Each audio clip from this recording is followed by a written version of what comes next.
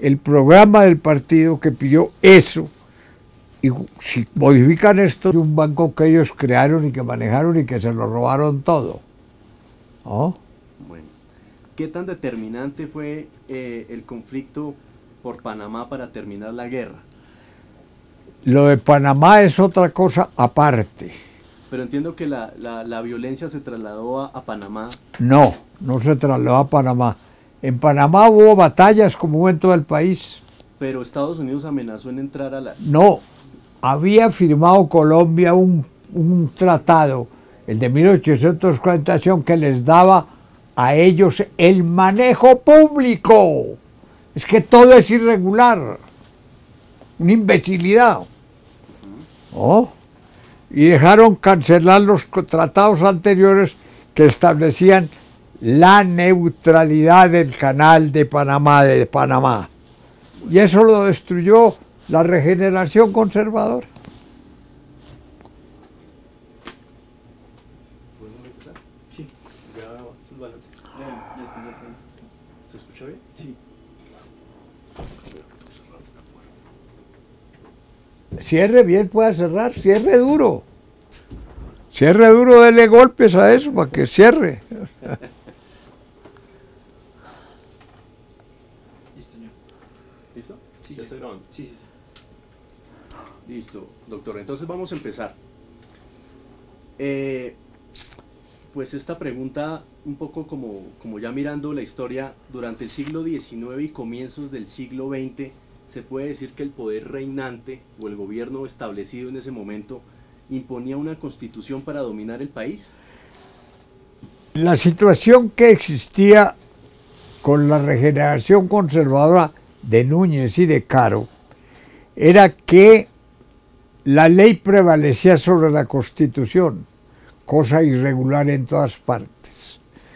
Ellos querían tener la ley para poder modificar, y básicamente existía la pena de muerte, no había libertad de imprenta, no había libertad para los periódicos imprimirse, había decretos en los cuales se prohibía tratar determinadas cosas públicas. Por ejemplo, el problema de Panamá no se podía comentar en los periódicos.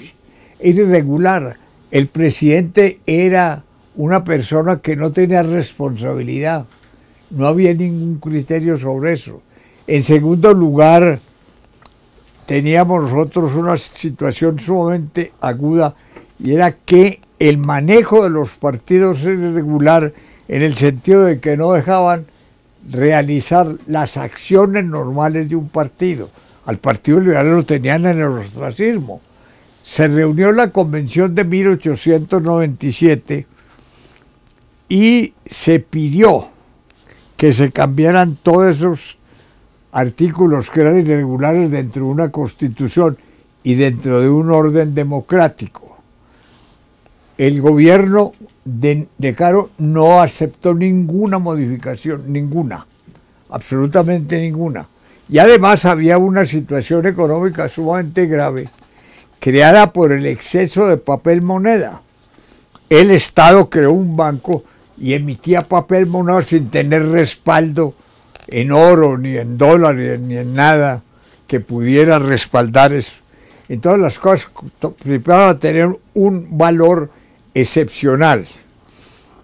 Esa época la llamó Carlos Martínez Silva, jefe conservador muy importante, gran escritor, que dirigía una revista en esos años sumamente importante, excepcionalmente bien escrita y bien organizados los temas. Esa revista de Carlos Martínez Silva, allí llamaron a la época la industria. ¿Qué quería decir? Los que están usufructuando el poder, los que se están tomando las cosas del poder a través del banco que emitía moneda y no había ningún control. Sobre eso hubo grandes debates, básicamente realizados por Luis A. Robles, que era un gran parlamentario de La Guajira. Además, el único representante liberal porque no dejaban sino asistir un liberal al Congreso. La mayoría que era liberal no tenía representación. Eso es de que era todo una dictadura. Eso llevó al liberalismo a tener que llegar a la guerra. Y todo eso estaba establecido en la Constitución del 86. Todo estaba en la Constitución del 86. Explíquenos, doctor, en qué consistió el concordato de 1887. Había que regular las relaciones entre la Iglesia y el Estado. Eso era una obligación.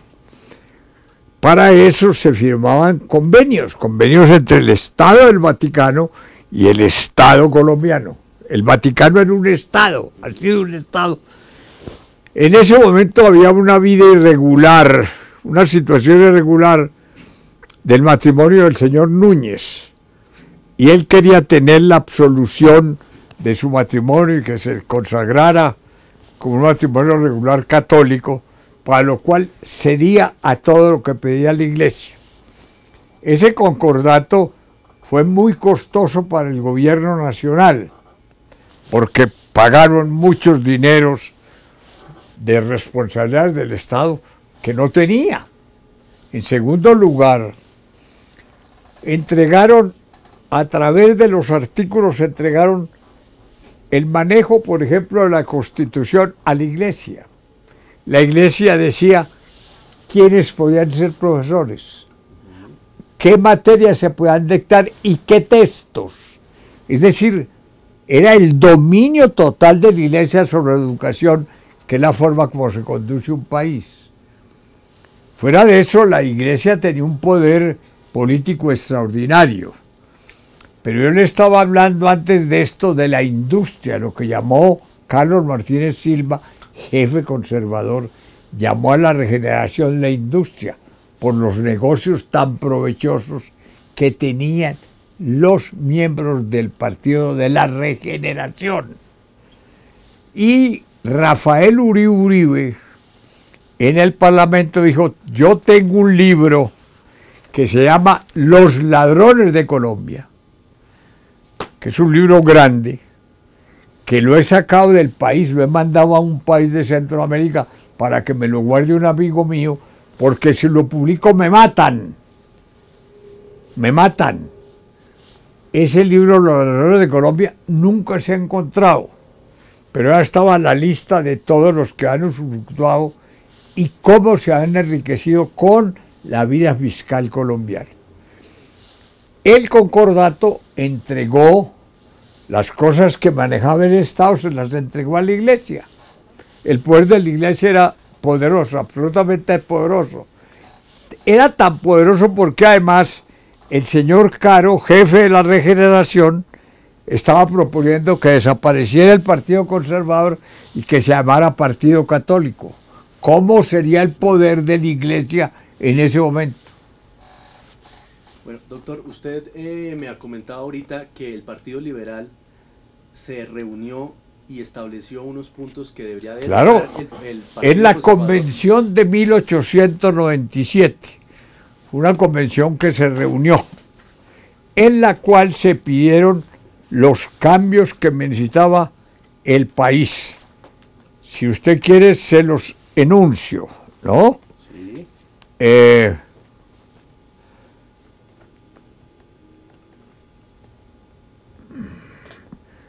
Que se ampliaran los derechos individuales mediante modificaciones que se le iban a introducir a la Constitución de la entidad para que aquellos fueran efectivos. La supresión de las facultades extraordinarias o discrecionales, pues con ellas se sometían los más aberrantes atropellos o producían verdaderas conmociones personales y en las colectivas. Ese concernía anomalías excesivas. No espere que hable, ya viene Eduardo.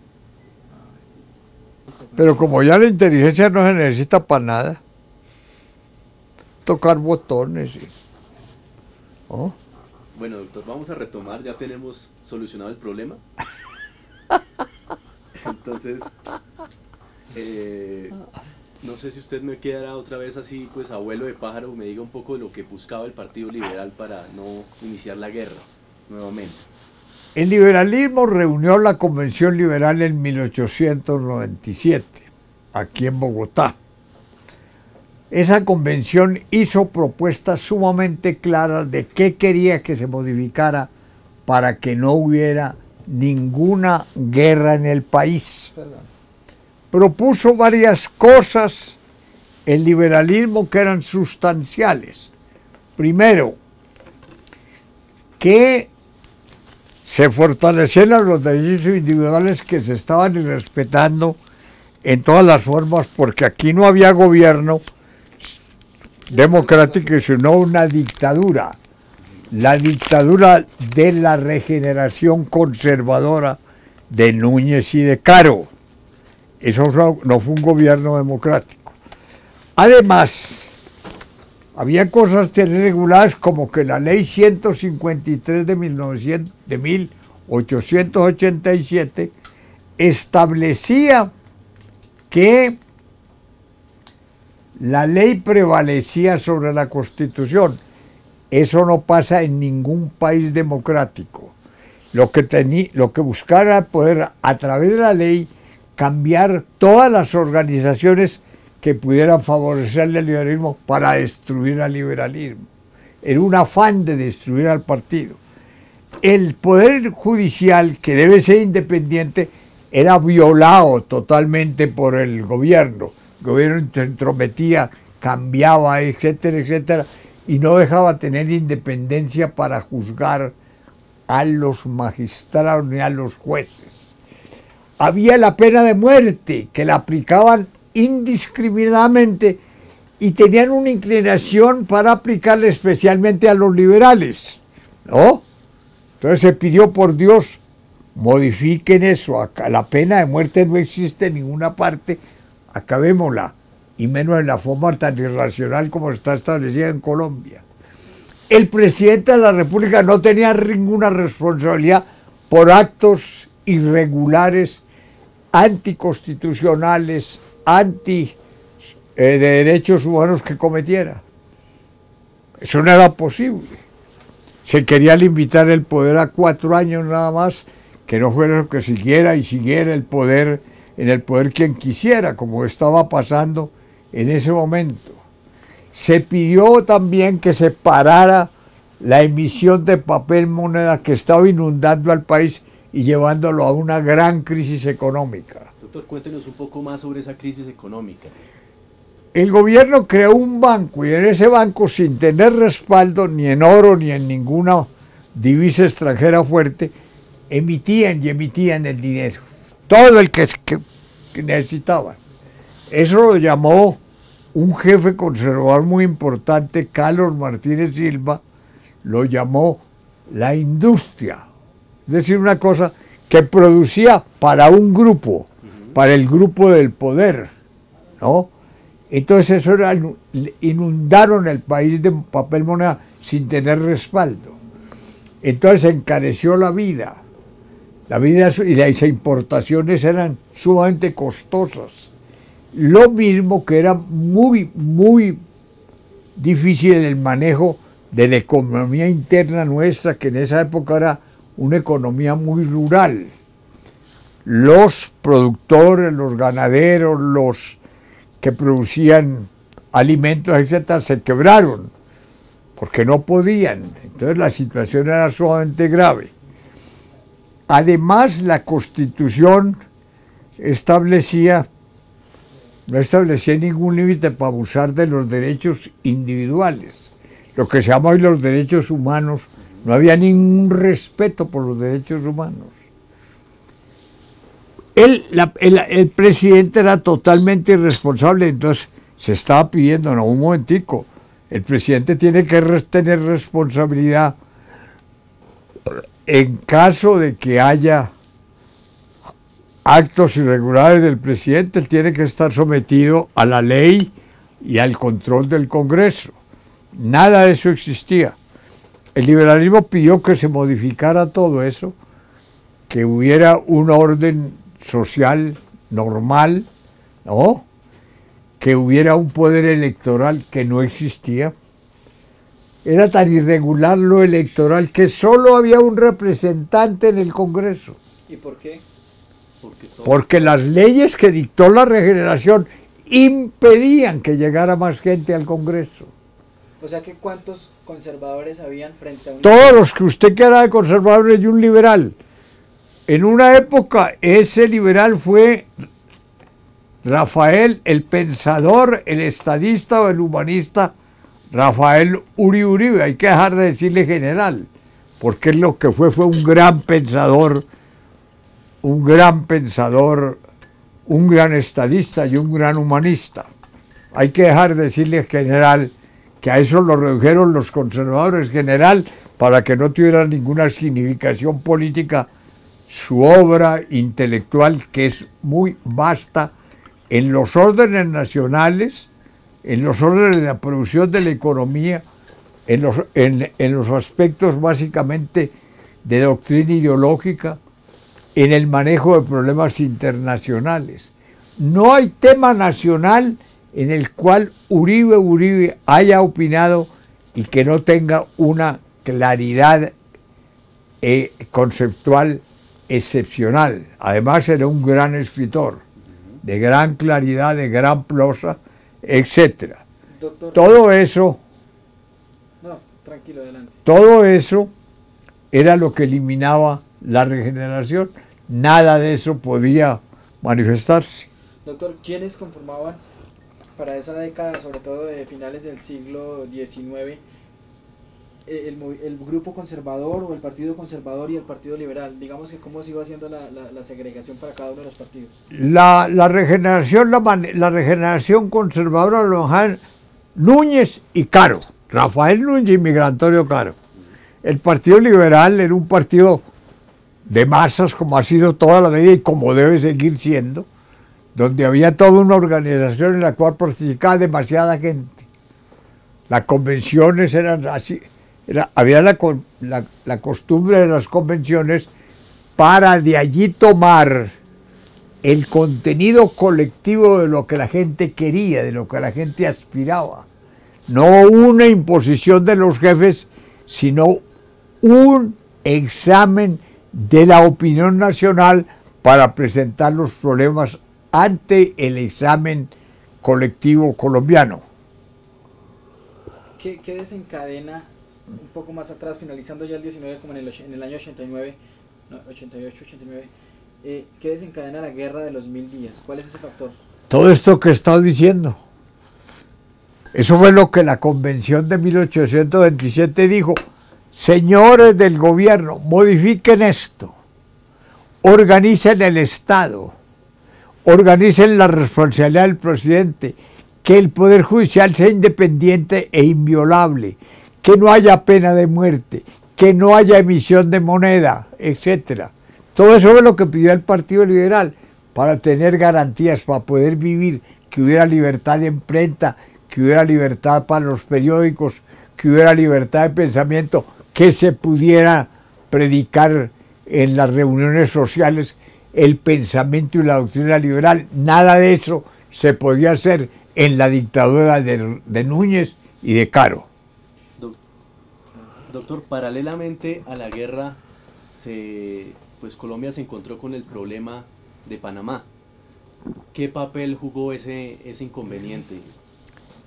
La guerra no tuvo ninguna importancia en la pérdida de Panamá. Esa es una tesis conservadora para tapar los descuidos de la regeneración conservadora.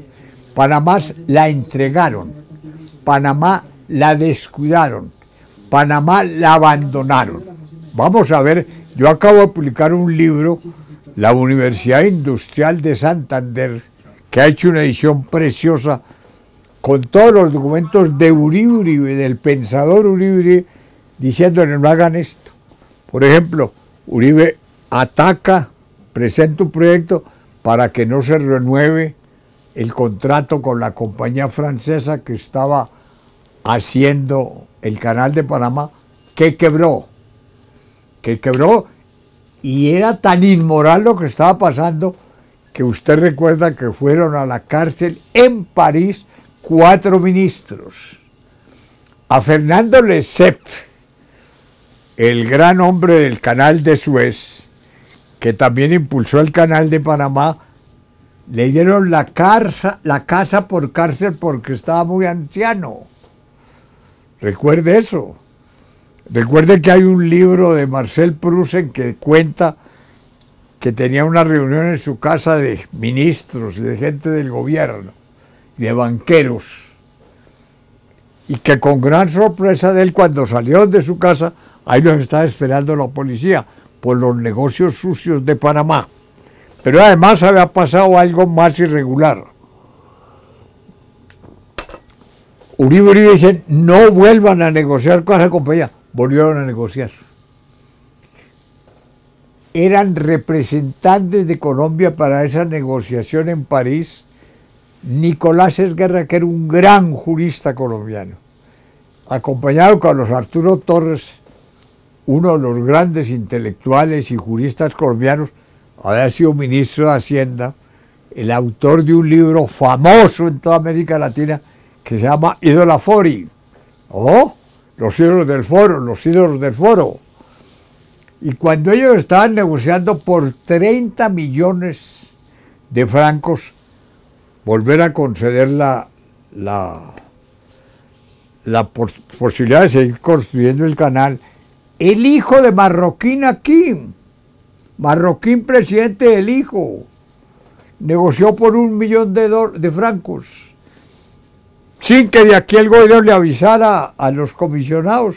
Cuando ellos iban a una reunión, eso lo cuenta el señor Esguerra en un folleto que publicó, alguien le dijo, lea el Le Monde de París. Entonces leyó que el contrato había sido prorrogado aquí, cuando esa era la misión que ellos tenían allá. No estaba informado ni él, ni Carlos Arturo Torres, ni el embajador, ¿no? Cosas atroces.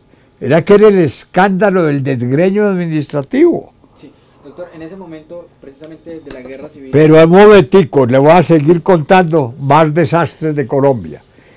Había un pacto entre Estados Unidos e Inglaterra, un tratado, en el cual se establecía que habría neutralidad universal sobre el canal de Panamá.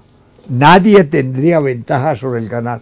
Aquí lo modificaron con el señor Mayarino, presidente, con otro tratado en el cual le daba a Estados Unidos la vigilancia del canal de Panamá para que los liberales no tuvieran audiencia allá. Pero además había cosas aberrantes. No había con qué pagar la comida de los soldados colombianos en Panamá. ¿Quiere conocer otro dato más? No le pagaban a los jueces porque no giraban la plata de Bogotá.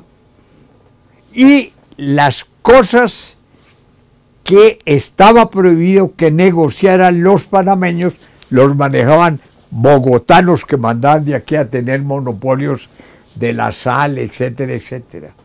De suerte que el descuido, el desgreño, el abandono de Colombia, de Panamá, fue total. Fue una cosa absolutamente absurda que nadie le entiende en la época contemporánea, cómo podían abandonar semejante posición. Es que Panamá nos daba importancia internacional. Panamá era lo que nos irradiaba hacia el mundo. Panamá era lo que nos daba una gran solvencia en todas las esferas de los países del mundo. Todo eso lo abandonaron. Nadie se preocupó de eso. Las indemnizaciones que tenían que pagar las compañías que construyó el canal, la que construyó el ferrocarril de Panamá a Colón, ferrocarril por el cual no quisieron llevar las tropas el 3 de noviembre, el día que se tomaron a Panamá. ¿No? El liberalismo estaba combatiendo, el liberalismo dijo, hacemos la paz porque no queremos que Colombia tenga una situación de irregularidad con Panamá. Y se firmó el Tratado de Wisconsin, que fue cuando dijo Benjamín Herrera, la patria por encima de los partidos. Pero en ese momento Panamá ya estaba invadido de acuerdo con el convenio del Tratado de 1846. Ya estaba tomado el departamento. Uribe va a Estados Unidos con el objeto de conseguir armas y financiación para la guerra. Llega allá, se encuentra con Carlos Martínez Silva, que era el embajador nuestro, examina la situación Uribe y le dice: Panamá se va a perder, hay que llegar a la paz ya, y ofrece la paz.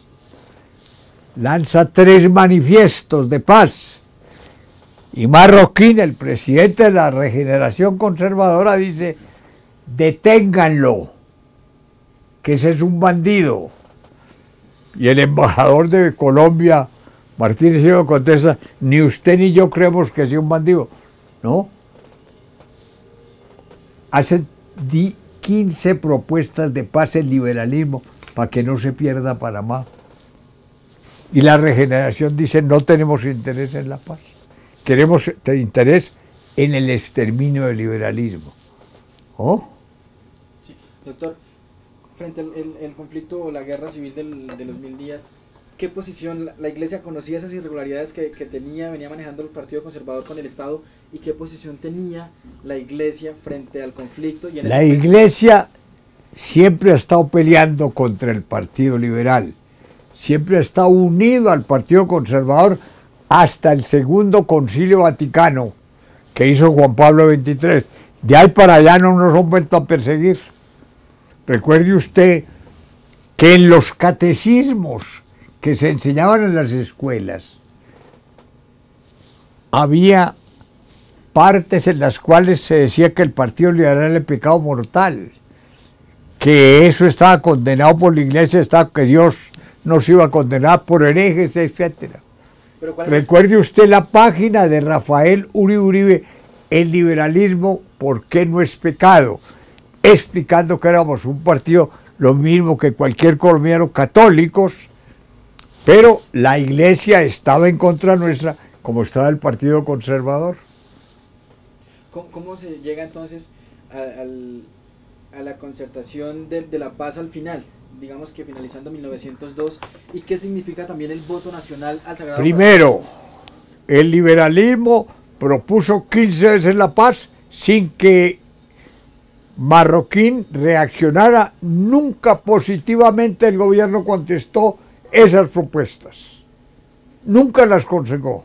Yo tengo en ese libro que se llama Uribe y Panamá, altura moral, jurídica y política, que publicó la Universidad Industrial el año pasado. Ahí están todos los documentos. Además, Benjamín Herrera, que era el combatiente en Panamá, que estaba dominando a Panamá, firma el Tratado de Wisconsin para que no le pase nada a Colombia. Nada de eso aprovechó, nada de eso le interesó al gobierno de la Regeneración. Nada. La encomendación del país al Sagrado Corazón de Jesús y la construcción del templo de la Iglesia del Voto Nacional, ¿qué significó para el país en ese momento y para el conflicto que estaba terminando? Una cosa accidental, ¿no? Una cosa accidental. ¿No tuvo mayor incidencia? No, querían que todo el mundo estuviera sometido al corazón de Jesús, ¿no? Fuera católico, no fuera católico. Doctor, usted... no querían que hubiera pluralismo intelectual. Doctor, hablando de eso del pluralismo intelectual, ¿qué problemas afrontó la prensa en ese momento histórico? Censura total, como en cualquier dictadura. Pero hay más, hay decretos en los cuales, por ejemplo, se prohíbe hablar del problema de Panamá. El problema más importante de Colombia, el de más repercusión, de más fuerza, porque era lo que nos daba prestigio y no se podía tocar, no se podía examinar. El gobierno sabía que estaba metiendo la pata y no querían que de ninguna manera se detuvieran en el examen de los problemas de Panamá. Y no había libertad para expresar ningún pensamiento que fuera contrariar al gobierno más mínimo. Hay que recordar, por ejemplo, que cuando Marroquín le dio el golpe de Estado a San Clemente, ¿no? Él dijo, es que quiero hacer la paz, cosa mentirosa. No hizo ningún esfuerzo para la paz. El expresidente Aquileo Parra es el jefe del liberalismo. Y Carlos Martínez Silva y otras dos personas que no recuerdo, tal vez Guillermo Quintero, no recuerdo otro, fueron a hablar con Parra para llegar a la paz. Y por ese hecho los destituyeron como ministros. De suerte que allí está la prueba de que la paz no le interesaba a la regeneración. Doctor, entonces ya mirando como el desenlace de la guerra, se habla de un pacto de Neerlandia. El pacto de Neerlandia. El pacto de Neerlandia es que el liberalismo hizo todos los esfuerzos por la paz. En ese momento estaba dominando la costa Rafael Uribe, que era el jefe de los ejércitos de esa región en ese momento. A pesar de eso, firmó el pacto de Neerlandia, que era un pacto de paz, para no combatir más. Porque él veía que era muy grave lo que estaba pasando, en vista de la forma como estaban grabando a los liberales, todos grabados con grandes impuestos muy grandes, que a veces copaban la capacidad económica de los liberales, de las personas como personas. Y entonces él firmó ese pacto de Neerlandia, que es el primer pacto de paz que se firma. Después Uribe viaja a Nueva York y es cuando escribe 3 manifiestos, no 1, 3, pidiendo la paz, ofreciendo la paz, y el gobierno de Marroquín lo único que contesta es pónganlo preso porque es un bandido. ¿Eso para qué año fue más o menos? ¿Cómo? ¿Para qué año fue esos 3 manifiestos? Los manifiestos de Uribe son del año de 1902 y 1903. Es decir, el momento en que ya se veía que Estados Unidos se iba a coger a Panamá. Después de la guerra de los 1000 días, ¿hubo paz, una paz transitoria? Una paz transitoria, no, una paz de muchos años. Se formó lo que se llamó la generación del centenario, que luchó por la paz, por el establecimiento. Viene una dictadura, la de Reyes, ¿no?, en la cual hubo fusilamientos, irregularidades también, y luego vienen los gobiernos republicanos de Carlos R. Restrepo, que lo impone como candidato Benjamín Herrera, que era constituyente, en la constituyente irregular que había establecido el dictador Rafael Reyes.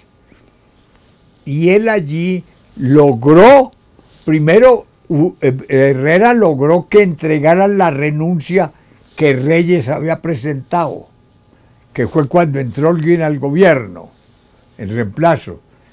Y en segundo lugar logró imponer la candidatura de Carlos R. Restrepo, que era un abogado conservador, escritor, un hombre muy importante, muy sereno, muy prudente.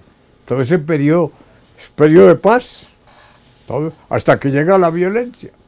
¿Y la violencia entra después del 48 con la muerte de...? No, la violencia nace en el 46, en el gobierno de Ospina Pérez. 48 no. Hay dos falacias sobre la que dicen que fue una guerra civil no declarada. No había ningún grupo organizado liberal. Era un afán de destruir la mayoría liberal en el país, no más. ¿Oh? Y otros dicen, es que la violencia comenzó el 9 de abril con la muerte de Gaitán. No, cuando la muerte de Gaitán es muy importante ese hecho porque era un gran jefe, pero él había pronunciado la conferencia en abril, cuando la manifestación del silencio aquí en Bogotá, cuando ya había más de 300.000 muertos en el país, que es la oración de la paz pidiendo que no mataran más liberales.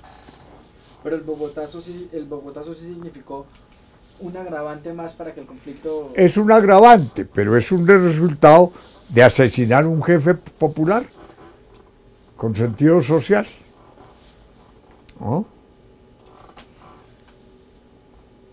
La Iglesia, entonces, en los procesos de paz, en esos intentos de paz, la Iglesia no ha representado una carga, digamos, significativa para que la paz logre consolidarse. No, en las partes en que yo he participado, he participado básicamente en dos comisiones.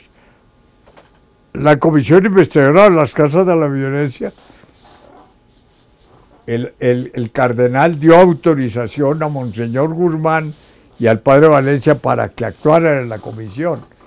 Y muchos sacerdotes han ayudado, obispos, etcétera, a los profesores de paz, tratando regionalmente de que haya paz siquiera en algunas regiones. ¿No? ¿Qué más? No sé, Ellos, hay sí una cosa grave, y es que muchos sacerdotes en muchos pueblos favorecían la violencia contra los liberales, diciendo que era que se estaban acabando y matando a los herejes. Nosotros somos herejes según la Iglesia. Y había muchos sacerdotes que predicaban en las misas que eso era saludable para el país. Ese es un daño que hicieron, pero hubo obispos muy importantes como Concha Córdoba, como el obispo de Santa Fe, Antioquia, que reaccionaron contra eso y dijo, no, esto es una violencia que no puede de ninguna manera ni apoyar la Iglesia, ni estimular la Iglesia, ni confundirse con ella la Iglesia. De pronto el Frente Nacional también fue otro intento. ¿Cómo? El Frente Nacional. El Frente Nacional es lo más importante que le ha pasado al país, porque fue volver a tener democracia que no teníamos, volver a tener elecciones y opinión popular, y volver a tener manejo democrático de los problemas políticos. ¿Y cómo se ha manejado la paz con los grupos, con las guerrillas que empiezan a surgir? Las guerrillas surgen 2 o 3 años después de haber comenzado la violencia. Las guerrillas no coinciden con el comienzo de la violencia, es después. Después de que pasan muchas cosas. Muchos de los jefes guerrilleros les mataron la mamá o el papá, los hermanos, etcétera, o fueron atropelladas sexualmente sus mujeres, sus madres, sus hijas. Son 2 ingredientes. Ese aspecto, el aspecto sexual en la violencia no se ha examinado todavía en Colombia.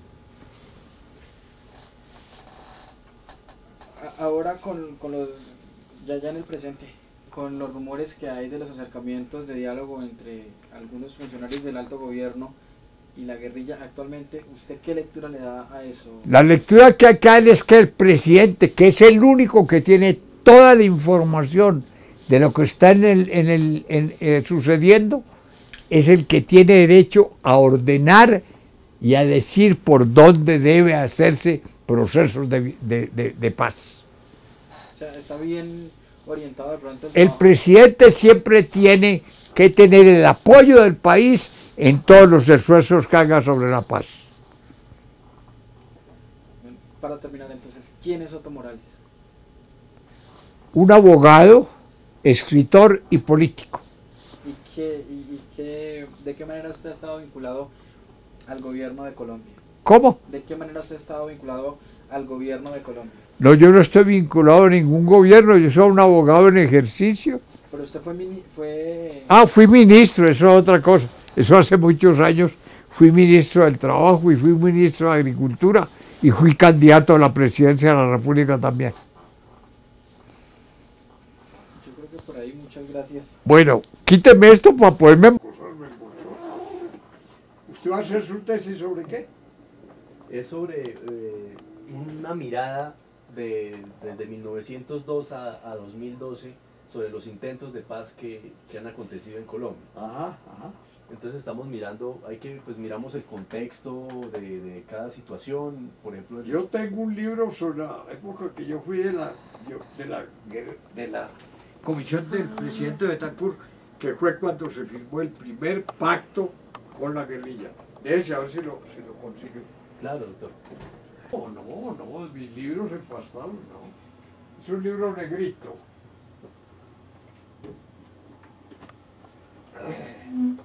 Negrito.